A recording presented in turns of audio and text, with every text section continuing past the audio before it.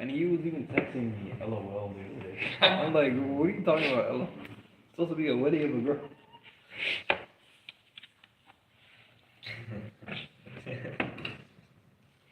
بسم الله الرحمن الرحيم والحمد لله رب العالمين والصلاة والسلام على رسول الله وعلى آله وصحبه أجمعين وبعد.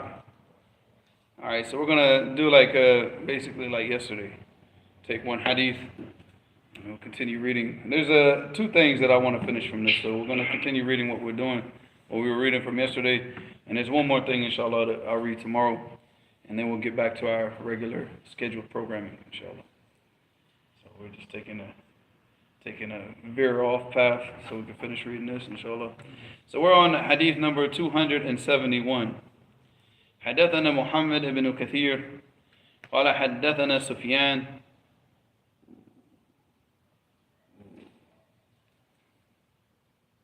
I didn't pay attention to that.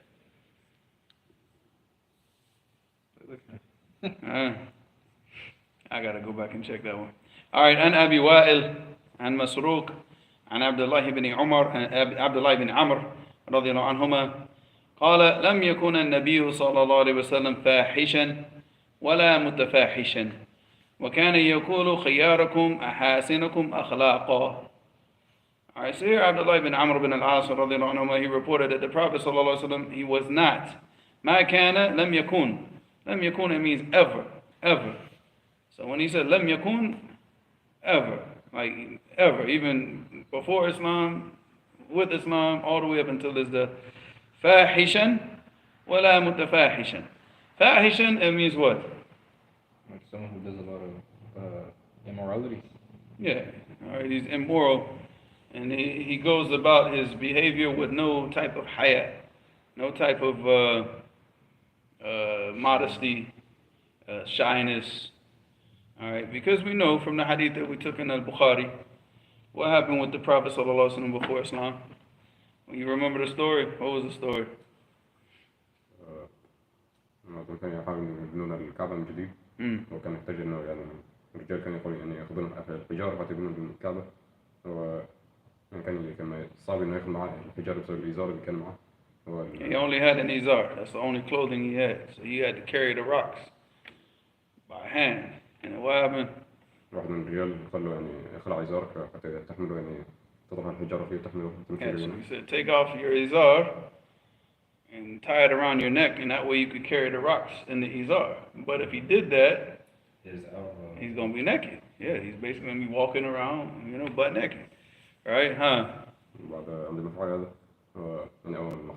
And he did it, right? And then what happened? Yeah, as soon as he took his izar off, he passed out. He said after that, what? He was never ever seen. Like his aura, his private parts were never ever seen by the people ever again. So he just like, that was the only time, and this was before Islam. As soon as he took it off out of shyness, his shyness was so strong that just having his private parts exposed in front of the people, he passed out. And that hadith is in Bukhari, and we took it in the morning class. Alright, so yeah, he's not fahishan. Alright, no type of immoral acts and immodesty. Alright. And this is the immoral and wala mutafahishan is like what? Like he's not someone who tells others to do far. Yeah, it's like he's not like very explicit in the way that he talks. Like he doesn't, like he's not in his acts, not in his talks. How do they translate it? It is neither coarse nor loud. Not loud. Not loud is like, sahab and suq. That was the hadith. Sahab. That's like, like raising his voice up in the suq. But mutafahishan, like he didn't, like when he spoke with, you see, like you got the hadith where he told the people, he said, Man ta'aza bi'aza' jahiliyyah fa'adduhu. This is the way that the Prophet ﷺ spoke. Where he wouldn't speak explicitly, but he would speak in a way that they understood, like the companions understood what he was saying. And he would only speak in very explicit if the need called for it. There's a hadith, and I would give the example, but because we have females that, tune into the live stream, I'm not going to say the hadith, I'll say it later, but, there's certain situations where he, to make sure, because a person, admitted that he committed fornication, and the Prophet sallallahu alaihi wasallam was asking him, like, did you do this? And he wanted to make sure that the person understood, so he basically used the word in Arabic, which is the equivalent of like the F word in English, right? Mm-hmm. Did you, did you do that? Did you, and then he wanted to make sure before he carried out the punishment on him that this guy, knew exactly what he was being asked. So that, but other than that, it was only when the need arose. But other than that, he wouldn't speak. He'd always speak with a lot of modesty, and shyness. Whenever he spoke and the way that he carried himself, he was very shy. And the shyness is from Iman. It came in the hadith of Abi Hurairah radhiyallahu anhu, إن الإيمان what? بدع وستون أو بدع وسبعون شعبة فأفضلها لا إله قول لا إله إلا الله وأدناها إماطة الأذى عن الطريق والحياء شعبة من الإيمان. All right, and shyness and modesty is a branch of Iman. So this is from Iman. And this is what the kuffar have striven to get out of the people. Because if they can take that shyness away, especially from the women, once the woman loses her shyness, she's finished. She's done. She's finished. There's no benefit. And once she loses that shyness, she'll never fully get it back. She can get it back, she makes tawbah, she covers up, she starts acting right, but still, she's always going to be fighting. And that's why Shaykh al-Uthaymeen, rahimahullah, when he was speaking about the person who just has this husn al-khuluq, right? Just by his nature. He said, who's better? He said, who's better? The person who has just natural good character, or the person who fights himself to make himself يتخلق, يتخلق بحسن الخلق. His nature is not good character because he grew up in an environment that was not good. He grew up sinful, but now because he's Muslim, he fights himself. So which person is better? First one. Why?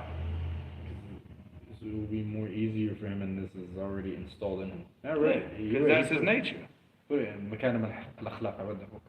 Yeah, that's his nature. All right, he doesn't revert back to anything. He's always going to revert back to his nature, which is, this is it. But this is not because it's something in his DNA.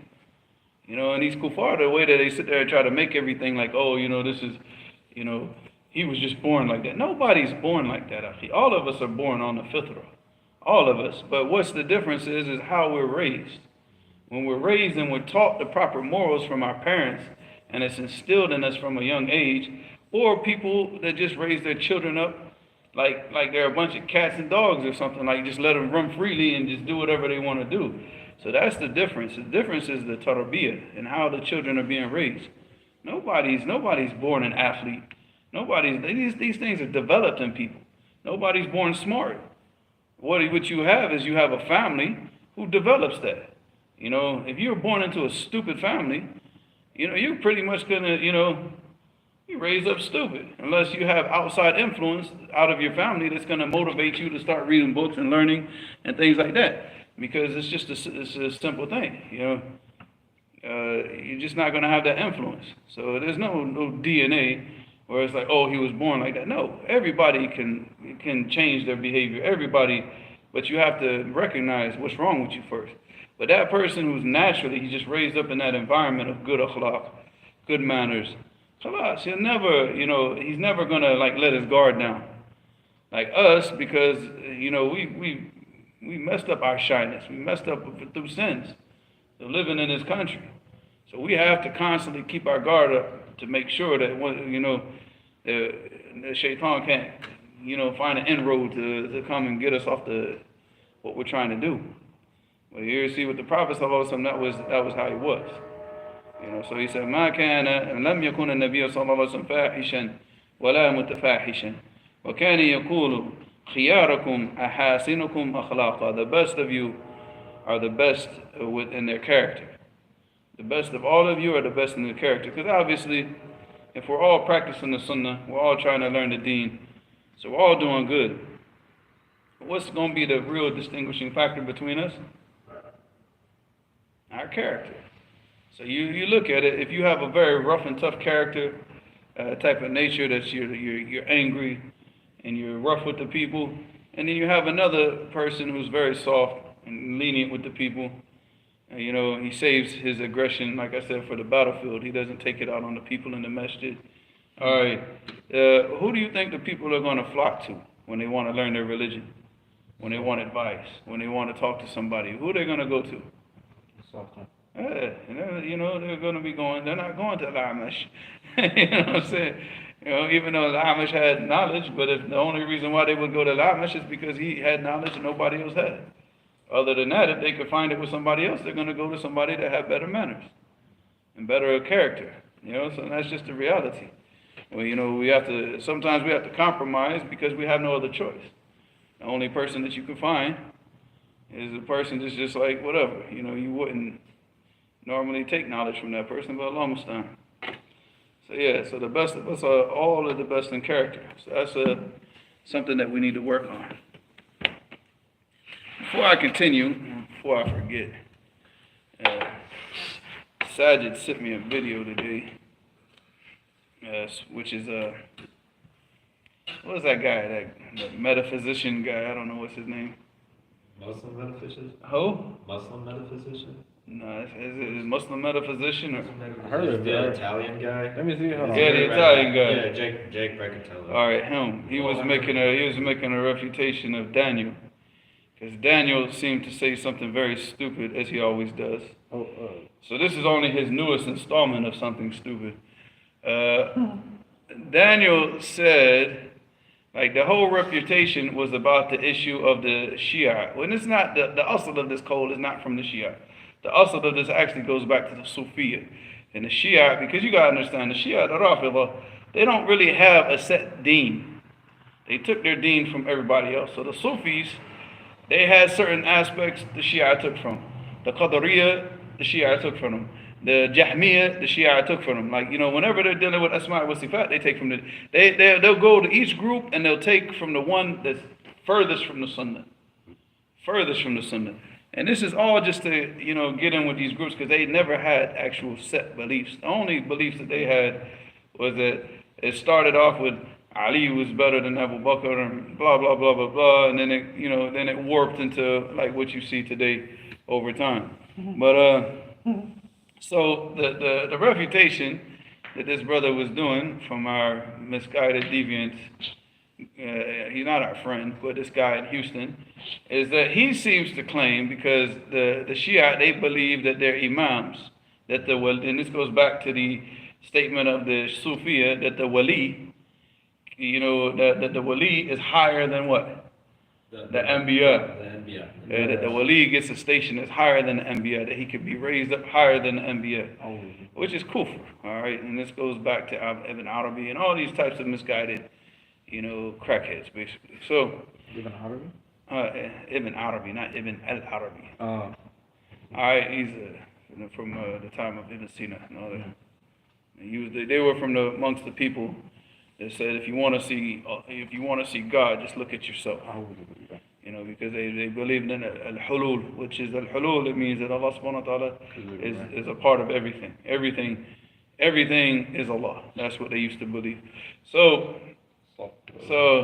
but Daniel said that this was not an issue. That this takfir of these individuals and this issue, it was not an issue that came up amongst the earlier generations. That this is a modern issue amongst the modern Muslims. So I'm not going to sit here and go over this issue, because, I mean, whoever, like the metaphysician dude, he kind of handled that decently. But I will remind Daniel, because he's talking about how he's like a Deobandi fanboy and all this type of stuff, that Daniel, go read Al-Aqidah al-Tahawiyah. All right? And when you get all the way down, and keep in mind that Imam al-Tahawi, he was born before the mid-200s, like the mid-200s. He was born in like 230 something, right? So I think that's early enough to say that he's not modern, right? Yeah, 230, 234, 230, something like that. I think that's early enough to say that he's not modern. Tell him that's his hard. So he was around that time of, you know, Al-Ajuri, all these individuals when they were compiling the Aqidah of Ahl Sunnati wal Jama'ah. So Imam al-Tahawi, he said, well, oh, you want something now? The cool guy. John. Bro. It's not gonna fly. The shades. T-shirt. Ripped jeans. Nike Ripped. So, let's see what Imam al-Tahawi said. Oh, you have it on you. Yeah, I mean, I didn't need it, but all right. ولا نفضل أحد من الأنبياء مع أحد من الأولياء على أحد من الأنبياء عليهم السلام ونقول نبي واحد خير من جميع الأولياء. All right, is that clear? So that's the aqidah of Tahawi. And he said, وَنُؤْمِنُ بِمَا جَاءَ مِنْ كَرَامَاتِهِمْ وَمَا صَحَ أَنَ الثِّقَاتِ مِنْ رِوَايَاتِهِمْ. All right, so he's saying we don't diss the awliya. We believe in what comes from. Well, let me go through the whole thing first. So he said, وَلَا نُفَضِّلُ أَحَدٍ مِنَ الْأَوْلِيَاءِ عَلَى أَحَدٍ مِنَ الْأَنْبِيَاءِ. So he said, and this is from the aqidah of Ahl Sunnati wal Jama'ah, is that we do not favor any one of the awliya, anybody from amongst the awliya, no matter who he is. Al-Bukhari, Abdullah ibn al-Mubarak, Sufyan al-Thawri, Sufyan ibn Uyayna, Imam Ahmed, nobody. None of these individuals, because all of them, they were raised to the level that they were raised because of what? They followed the Anbiya. No, because of their following of the Anbiya. So how are they going to be better than the Anbiya if they got raised to the level they got raised to by following the best of creation? So the only way we can get raised up to that level of being amongst the best of creation of our time is to do what? Follow the best of creation. Right? And that's what they did. But to sit there and compare them to like Musa or compare them to any one of the Anbiya, it's madness, right? So he said we don't favor any of the awliya over any of the Anbiya. And we say, when he says, well, naqulu, and what does he mean by naqulu? He's saying that we, as Ahl Sunnati wal Jama'ah, we say, because this is Aqidat al-Tahawiyah. He said, well, naqulu nabiyyun wahid, that one Nabi, أفضل من جميع الأولياء. And one Nabi is better than what? All of the awliya. All of them. Okay? And then he said, وَنُؤْمِنُ بِمَا جَاءَ مِنْ كَرَامَاتِهِمْ. And we believe with what is narrated to us from their karamat. That are these things, these types of miracles that Allah subhanahu wa ta'ala gave them the ability to do. We see this in different narrations amongst the Sahaba. And from amongst the Tabi'in and whatnot. So, even one time, who was it? I can't remember the Sahabi. But you can read it. The best book to read this in is Shaykh al-Islam ibn Taymiyyah. He has a risala. It's called Al-Furqan Bayna Awliya al-Rahman wa Awliya al-Shaytan. So it's Al-Furqan, which means the division, separating the truth from falsehood, basically. Al-Furqan, the thing that separates truth from falsehood between the awliya of Rahman and the awliya of Shaitan. Because obviously the awliya of Shaitan are the ones that the Shaitan comes to them and does favors for them. Floats and makes them float. What did you say? Trump. How does Trump from the awliya of Shaitan? What What miracles did the jinn do for him? No, I'm saying he's still winning. I thought you were talking about that fake shooting thing. No. I was talking about That's what I thought he was like. Because you know the ayah in Surah telling me that fake shooting is No, not that. And that he got hit in the ear. I wasn't even thinking about that. You No, because Allah said فَقَاتِلُوا أَوْلِيَاءَ الشَّيْطَانِ. I don't know. We're talking about karamat. Oh, karamat, okay. Where like the jinn come and they make a person float on water or walk on water, and they help them do things like this, walk on fire, whatever. These are like karamat from the shayateen, not the karamat of the awliya. So I mean, if you read that book and you see, and then he'll bring these different narrations of what happened with the Sahaba. Even one, like a lion, we told him like sit down, and the lion sat down, and things like this because, huh? What are you gonna say? No, I mean these are like real narrations. Really? Yeah. Yeah, lion. You didn't read the Risala? Not all of it. How do you not read all of it? I'm so offended because it's like this big. What? Al-Furqan. It's pretty. No, it's not. It's not even 100 pages. Oh no, I got to mix up with the other book. I didn't get to. No, Al-Furqan min awliya Rahman, awliya Shaitan. You read that, you're not gonna sit there and say, I haven't finished it yet. Akhi, that's a book you can't put down. You'll read straight through it. I haven't opened it yet. It's still on the shelf. I'm still going. Are you really a student of knowledge? I'm going through the books of Ibn al-Qayyim first. I finished like 2 of his already. Okay. I'm going online. No, I'm saying read that book next. That's a very good book, and it's very he explains it very nicely. But I think that's clear enough, right? Imam al-Tahawi saying that this was an issue, and 300 Hijri, and this is from the Aqeedah of Ahl Sunnati wal Jama'ah, because we don't say that any of the awliya. You could take all the awliya together, and none of them would all together would not equate to one Nabi. So that's that, Akhi, because they were the followers of the Anbiya. They wouldn't have been raised to that status that they were raised except by following the Anbiya. If they didn't follow the Anbiya, they wouldn't be from the awliya Aslan. So how, so to sit here and say that this is a modern issue, again, Akhi, it shows you that this dude does not know what he's talking about, Akhi. Wallahi, the most basic knowledge is right there in the Tahawi. As soon as I listened to it, I said, yeah, Akhi, come on, man, that's in Tahawi. You know what I'm saying? You don't even have to go and search for this.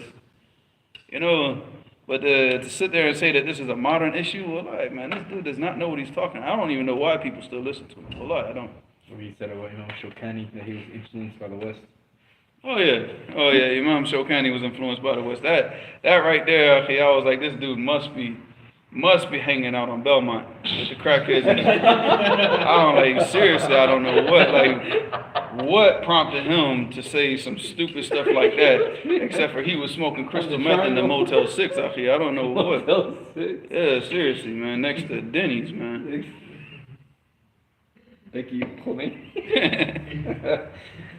So I was going to, I told Sajid, I said, man, get your clippers ready, Oh, you got to cut him. No, I was like, get your clippers ready, meaning I'm going to just rail on this dude, and that way you just clip it out and just make that a separate video. But, man, once I saw, how stupid his statement was, I was like, man, this is literally, he refuted himself. He has no idea what he's talking about. No clue. And it's a constant amongst them. Look, Akhi, let me make this very, very clear to Becky Khomeini. Okay? You did not grow up practicing Islam. Okay? You celebrated Christmas with your family that never wore hijab. All right? That drinks alcohol, that does all this other stuff, because everybody's seen all the pictures of your family on Facebook. Akhi. Daniel.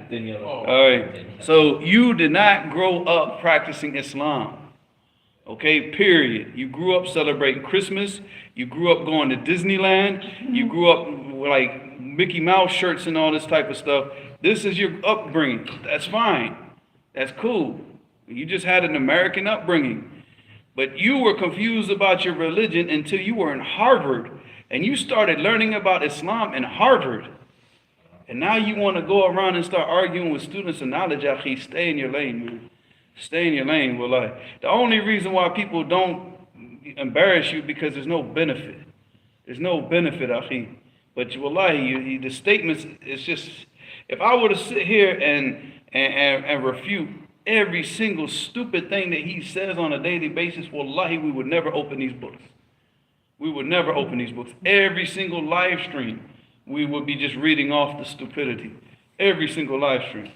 Yeah, it's too much, Akhi. It's too much. We'll literally be learning our religion from Daniel's mistakes. You understand?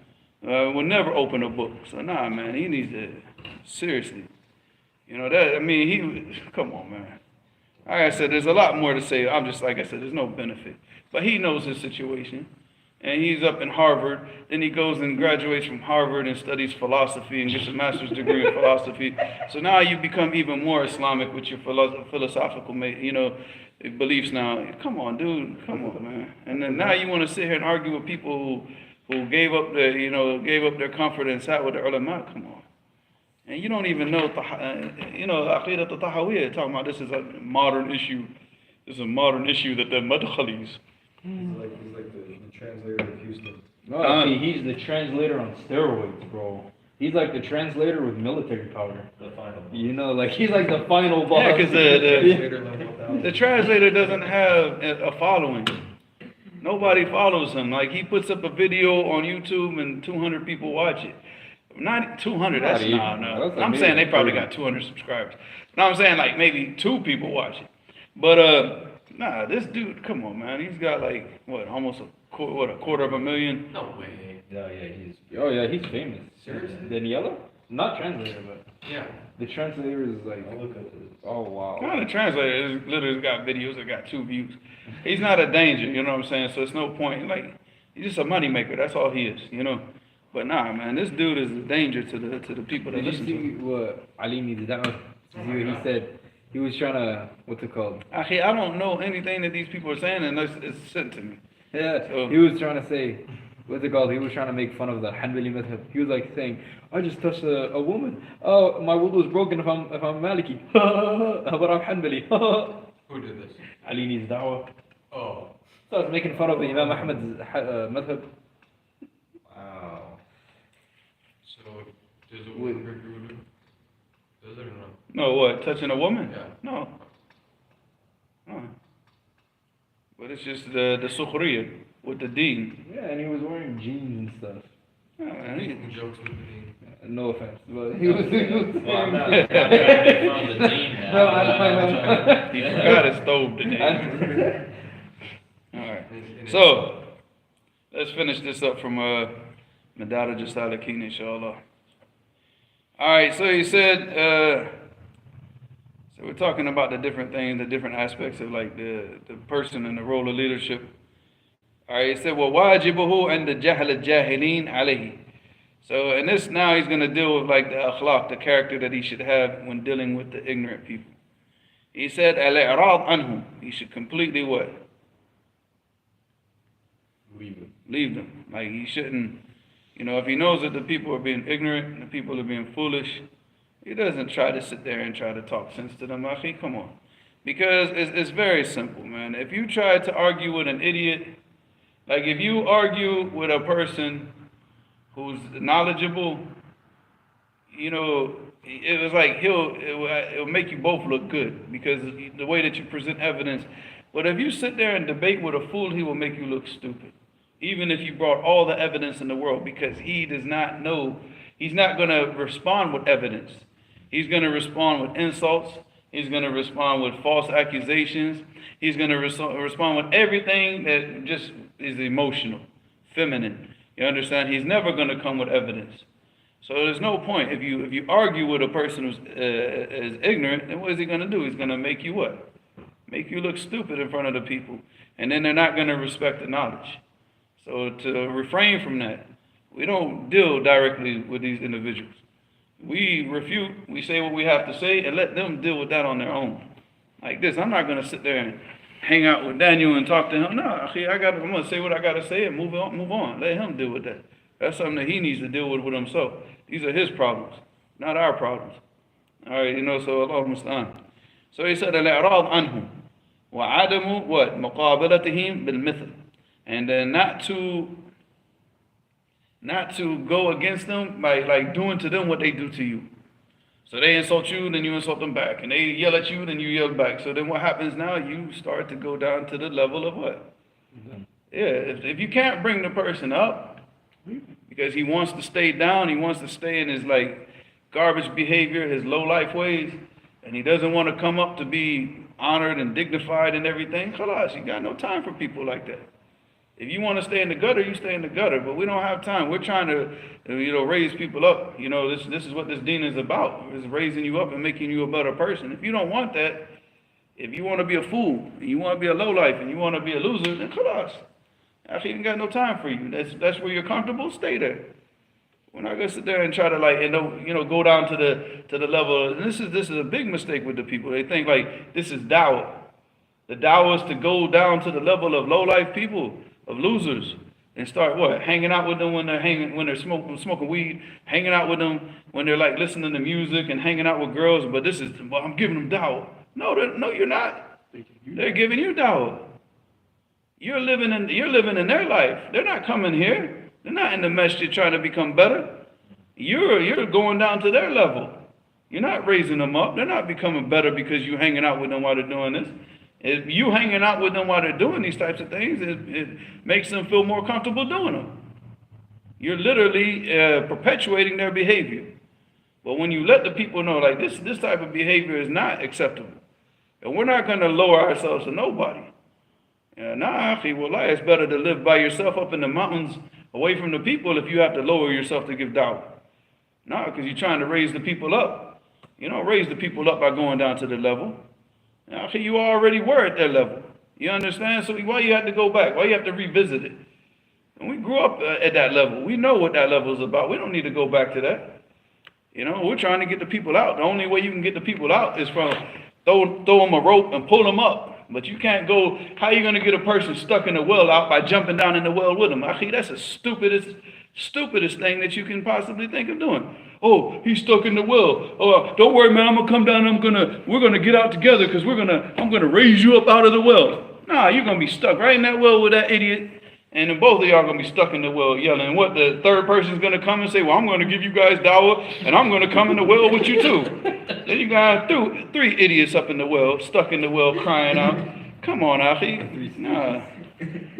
Use your brains, man. Use your brain. Use your heart, your mind, But he said, all right, after that he said, وَعَدَمُ مُقَابَلَتِهِمْ بِالْمِثْلِ وَالْإِنْتِقَامْ مِنْهُمْ لِنَفْسِهِ. And you don't, all right, because, obviously, like the ignorant people, they're going to insult you. They're going to speak bad about you. And it's going to anger you because you're human, right? We're not robots. We're human beings. We hear people say stuff about us. We're going to get angry. But you don't go and just make it your point to get revenge from a fool because of what he said about you. Again, you have to always keep this from what? The deen. So the same thing, like, we sit back all day long, and Daniel will sit there and, go on these tirades about madkhalis and literally make up stuff, wallahi, that he's going to answer for on the day of judgment. And when he has to answer for those things, the brother, I just gave you the book, right? And I told you that's the brother-in-law of Sajid that wrote that book, right, that I gave you. What did Daniel say about him? His brother-in-law? Yeah, he's insulted his brother-in-law on Twitter, said a bunch of stuff about him, and the spies for Saudi Arabia, and working, and all this. Akhi, come on, man. So, these types of lies, akhi. So the thing is, you start to get angry. Like, this dude's insulting me and insulting people around you.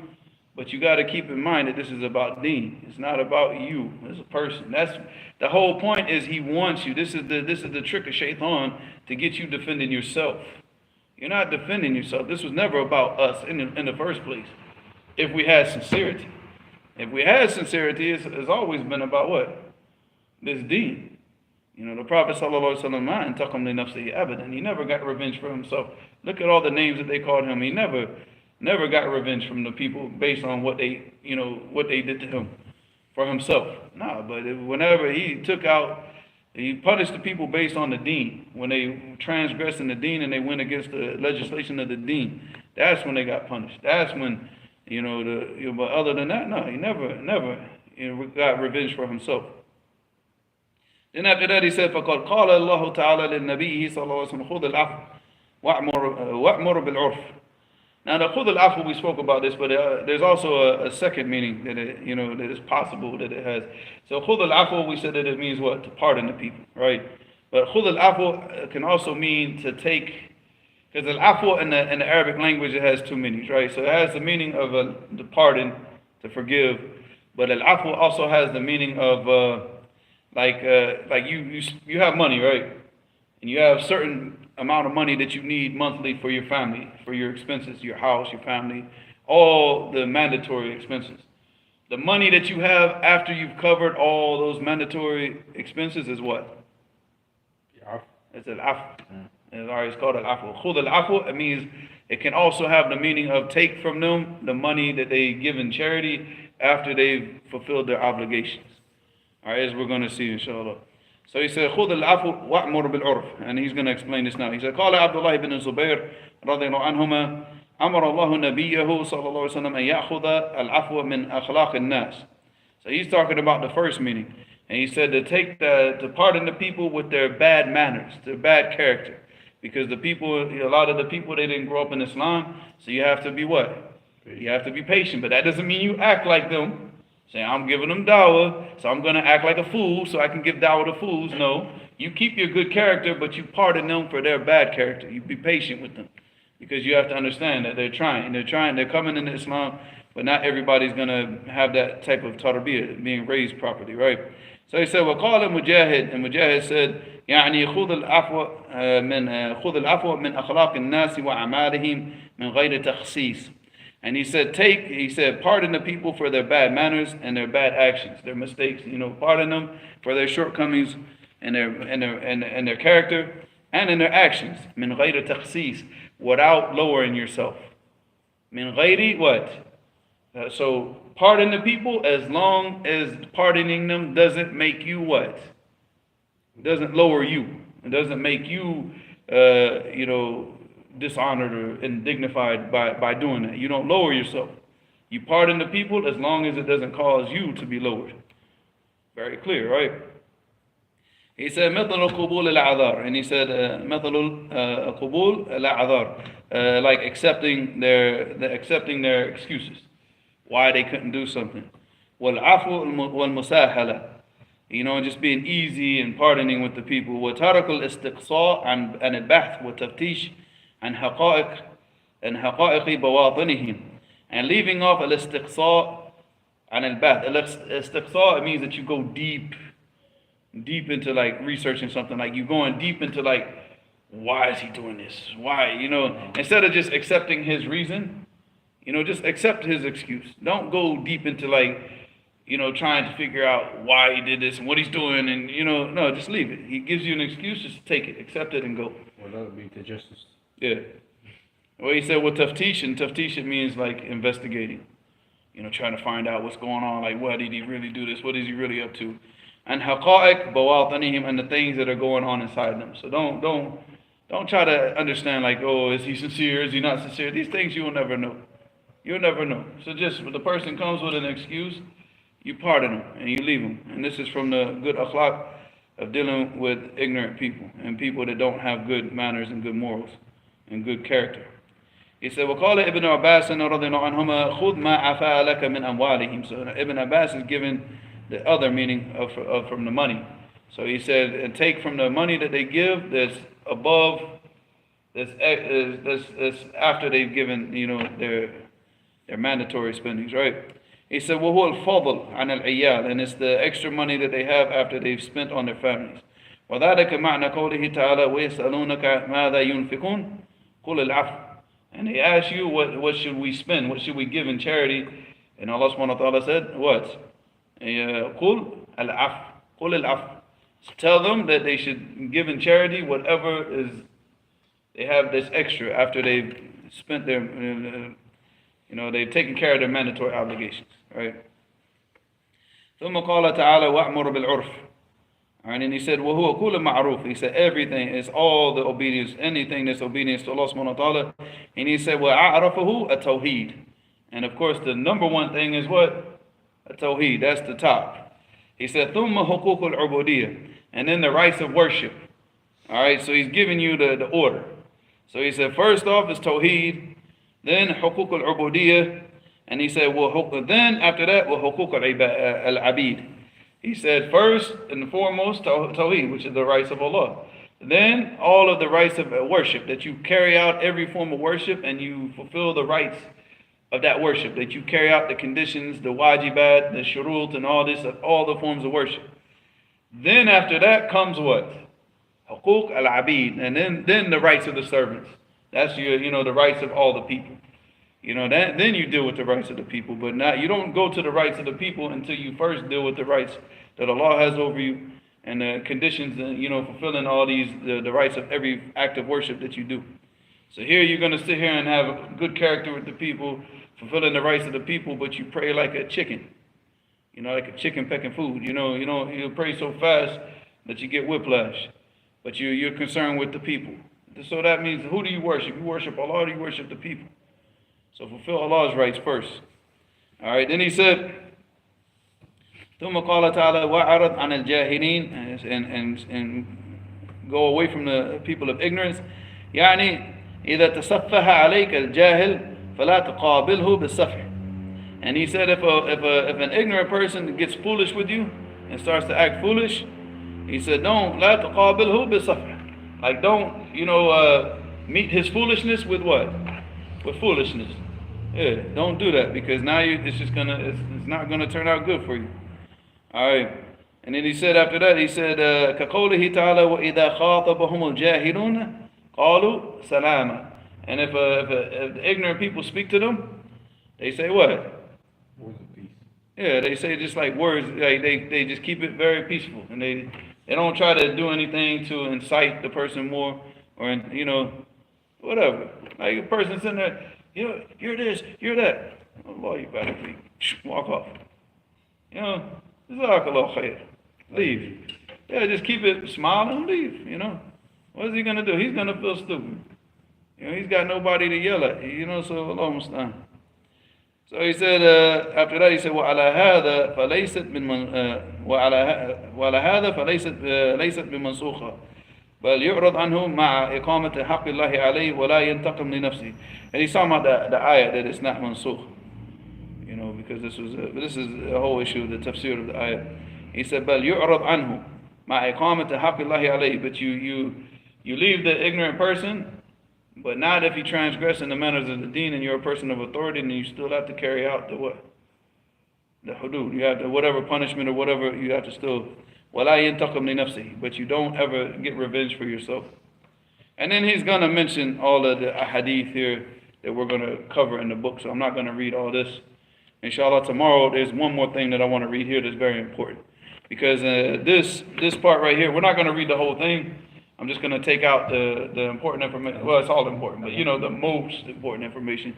He talks about the arkan of husn al-khuluq and the arkan of su' al-khuluq, which are the pillars of good character and the pillars of bad character.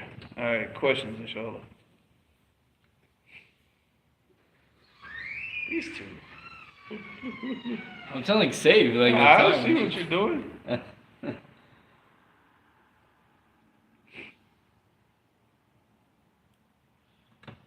See if she come over. See, bring the chair over here. She is too sleepy right now. Bring the chair. She might. No, leave her. Leave her. No, oh, come on, bro. I seen your text message. Come on. Where are the questions? I think You said bring her or no? No, leave her. Leave her. I said leave her. Someone says, can one give evil eye on animals? I wouldn't doubt that you could. But I don't know how you would know if you did. I mean, maybe if you gave the evil eye and said, oh, mashallah, the cat has such beautiful fur. Next thing you know, it's got the mange. And all this fur's coming out, I guess you would know.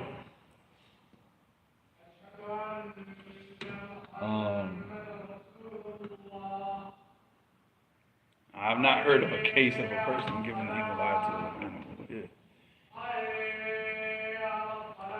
Mu'adh Abdu says, how can I study with you?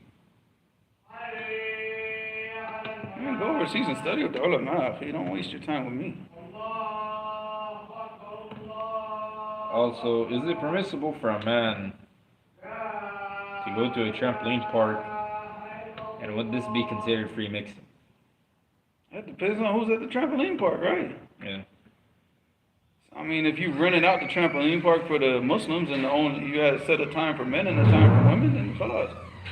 But I mean, obviously, if there's you're in this environment. See, you gotta understand, there's certain environments that you're gonna be in that you have no choice, but you have to go to them, like going to the supermarket where you're getting food out here for the family. So we're not going to sit there and say, well, I'm not going to go to the supermarket anymore because it's free mixing. Okay, I tell you, but this is like types of necessities, right? Where you got to go to the supermarket. Obviously, you're not just going to go to the supermarket to look at girls, and then that will be involving yourself in free mixing, right? But going to these types of things where you don't have to, it's not a necessity. And you're putting yourself in these environments is not permissible. I mean, but the Muslims can rent out the whole building and set up a time, okay, like for example, rent it out for like 4 hours. All right, boys, y'all got 2 hours, girls, y'all got 2 hours. Or you probably have to give them like about an hour and 45 minutes a piece because you need about 30 minutes to get the boys out and, and get the girls in so there's not mixing, switching of phone numbers in the parking lot, That's when you need Abdul Medic.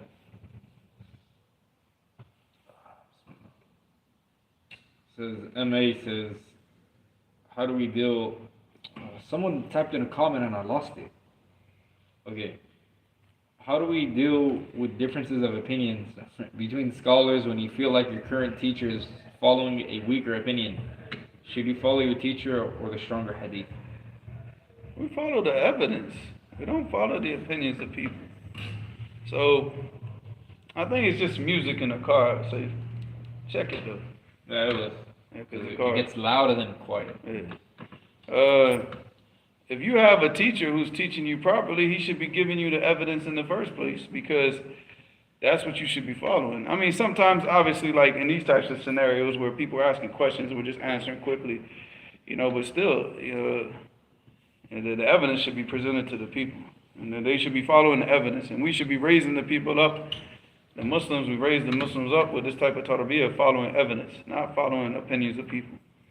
Because I go and I look at the evidence and I look at maybe the different opinions of the ulama and I take an opinion. That doesn't mean that I'm correct. That's the opinion that I thought I was, the most correct opinion based on the evidence. But then there might be other hadith that I don't know. I didn't see. I wasn't exposed to. So again, I'm very, very susceptible to being wrong. So you can't just take the opinions of people. That's music. Yeah. It's the same car though. It just like literally went up. What's the ruling of looking for an enemy? Huh? They're looking for the op. Go on. Huh? We posted out. What's the ruling of making fun of a Nabi? Huh? What's the ruling of making fun of a Nabi? Making fun of a prophet? He leaves the religion. It's kafir. So now that you got your personal issues done, that's some more cool. No.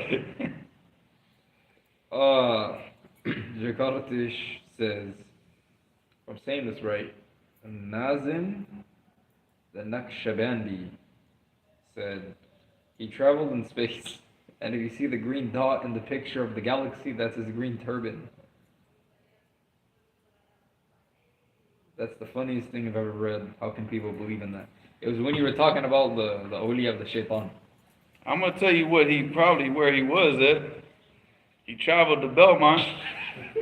And that stuff you seeing and smoked in the crack pipe is his ideas. All right, because that's crazy, Afi. The LCD?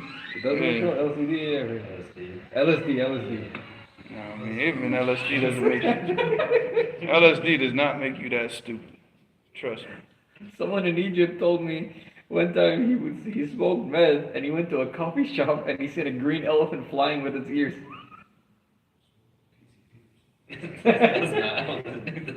That's what he said. I don't know. They got it in Egypt. I think they got weed. I seen so much weed when I was in Egypt. I didn't touch it, but I seen so much weed when I was in Egypt. Are you over here exposing all your lifestyles now? No, I said I seen it. No, I wasn't. You're hanging out with dudes that smoke crystal meth. No. It's a story behind it. It's not that I was just like, hey, you know what? I just want to hang out with drug addicts today. No, because I just hear and say, oh yeah, I'm done. Listen, we need a vacation. And you're going to destroy our vacation if you keep talking, so just ask the question. Just ask the questions. You know where our vacation is, right? Come on. December 1st. Oh, yeah. Well, I'm saying that's his day. Oh, yeah. But it's a vacation for us, you know. Oh, yeah. You know. No, I wasn't But going if he around. keeps talking, it's not going to be a vacation. So go ahead. I thought you were gonna go to Egypt soon or something. No. Oh, yeah, that's what I was thinking too.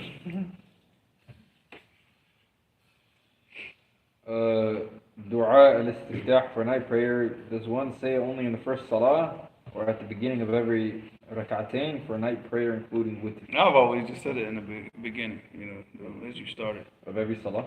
No, the first one. That's it, you know, because it's a whole continuous salat. So, Allah knows best. I mean, you already answered this question multiple times. Do you want me to skip it? What is it?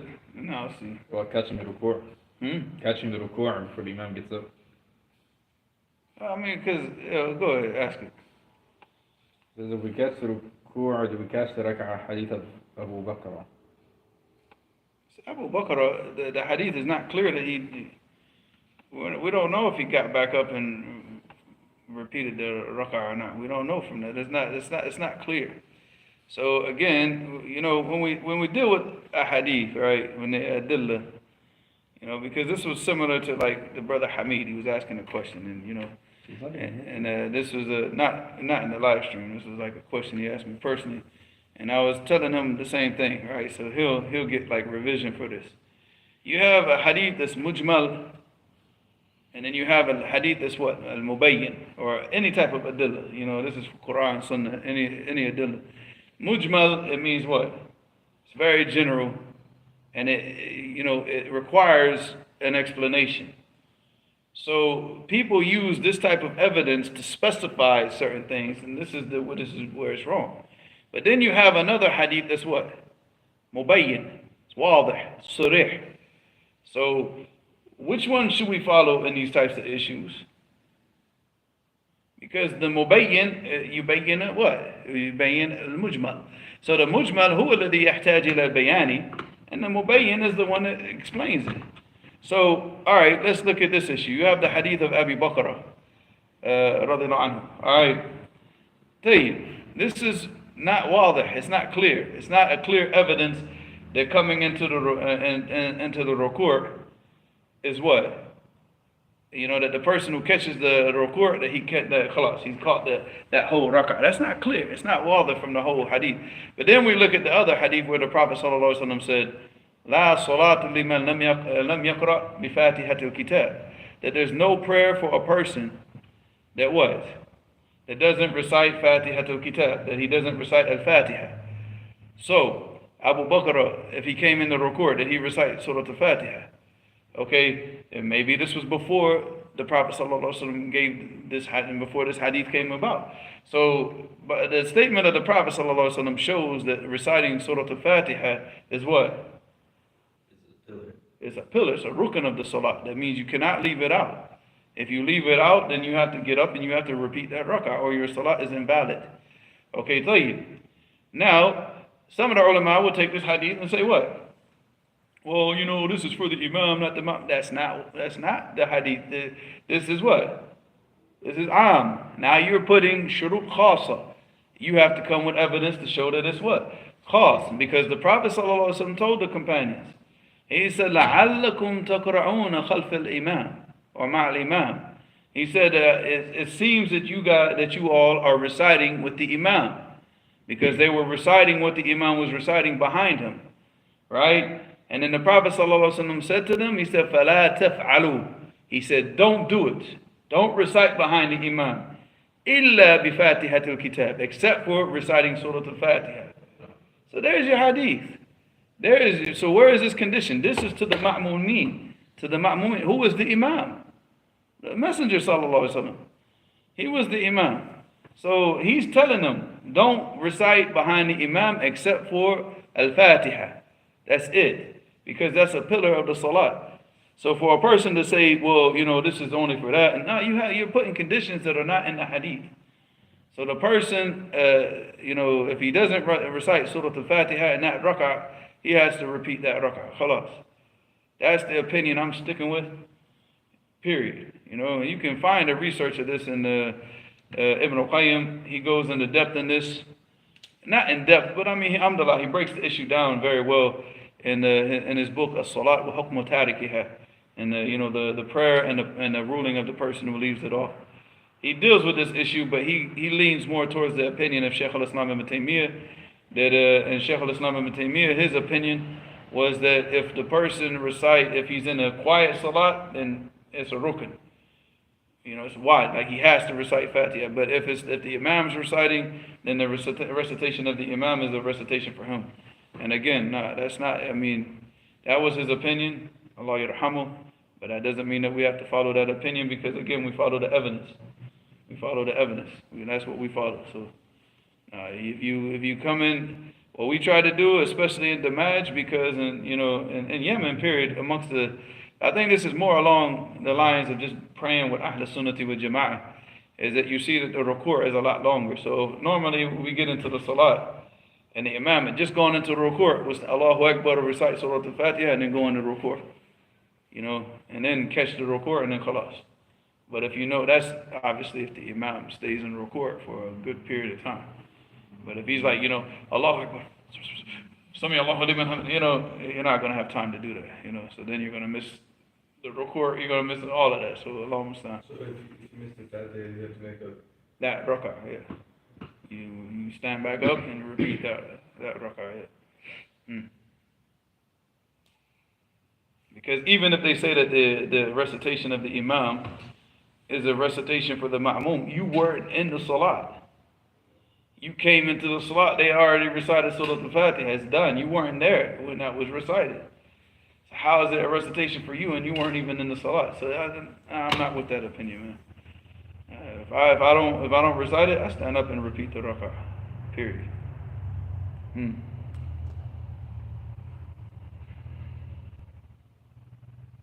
Ali says, what's an explanation of Kitab al-Tawheed that's handwritten from the scholars? Seems like a lot of them were taken from the classes that were done, and other Aqidah books as well. Fath al-Majid. You got three. Fath al-Majid, Taysir al-Aziz al-Hamid, and Qurat al-Uyun al-Muwahideen. Those three. Those are the top three that every student of knowledge should read. Those three. Yeah.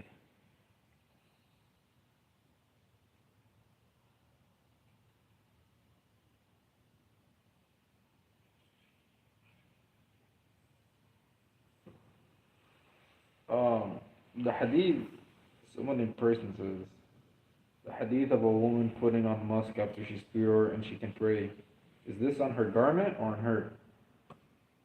And where exactly should she apply it?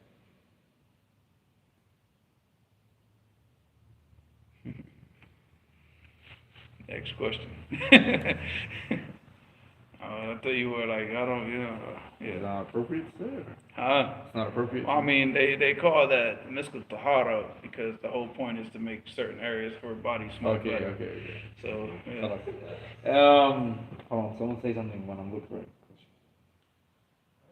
Okay. Jakartish says, sometimes I find... This is a cool new name, right? Jakartish. I'm not full on Jakarti. Now I'm just Jakartish, just a little bit Jakartish. Go ahead. What was the question? Sometimes I find a centipede in the house. Can I kill it right away by saying Bismillah without warning it to leave? Centipede is not a snake, though. That hadith was for the snakes. That's not for I don't know of a hadith for the centipedes. But the snake, the jinn, they take a form of a snake. So the whole point was to tell the snake to get out in case it was a jinn. If it's a real snake and it doesn't, then you kill it. So you tell the snake, Ukhruj. Yeah.